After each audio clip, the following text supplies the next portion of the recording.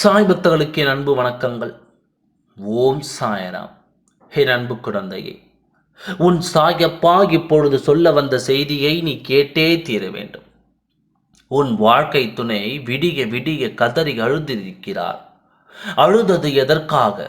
அழுவதை எத்தனை பேர் சமாதானப்படுத்தியும் சமாதானப்படுத்த முடியாது. அவரை ஒருவர் சமாதானப்படுத்தி அவர் சமாதானப்படுத்திய பிறகு சமாதானமான உன் துணையை பற்றி நான் பேச வேண்டும். உன்னிடத்தில் யாரின் குரலுக்கு அவர் மதிப்பு கொடுத்து அமைதியானார் தெரியுமா? யார் வாக்கு கொடுத்த பிறகு அவர் அமைதியானார் தெரியுமா?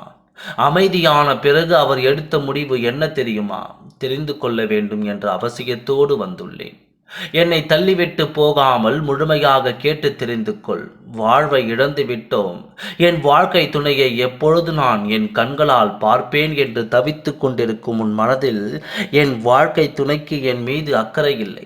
என்னை பார்க்க வேண்டும் என்ற எண்ணம் கூட என் குழந்தைக்கு இல்லை. சிறிதளவு கூட அன்பில்லாமல் போய்விட்டதே. இனி என் வாழ்க்கை துணை என்னோடு வாழுமா என்ற கேள்விக்கு அடுக்கிக் கொண்டே செல்கிறாய். உன் மனதில் இப்போது நான் கூறுவது சத்திய வாக்கு என்று உன்னிடம் சத்தியம் செய்து கொடுக்கின்றேன். என் அன்பு குழந்தையே, உன் வாழ்க்கை துணை அடம் பிடித்து விடிய விடிய அழுத காரணம் உன்னோடு உடனடியாக ஒன்று சேர வேண்டும் என்ற எண்ணத்தோடு அழுது புலம்பினார்.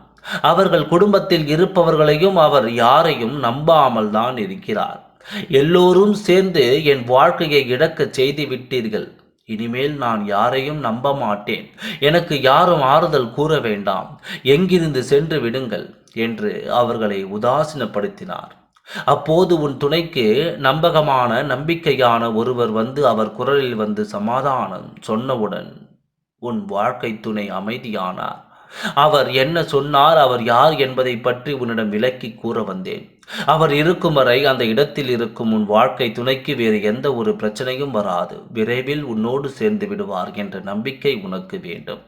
எனக்கும் இருக்கிறது என்று சொல்லத்தான் வந்தேன். அவர் யார் தெரியுமா? உன் வாழ்க்கை துணையின் இல்லத்தில் இருக்கும் உறுப்பினர்களில் மூத்த உறுப்பினர்தான்.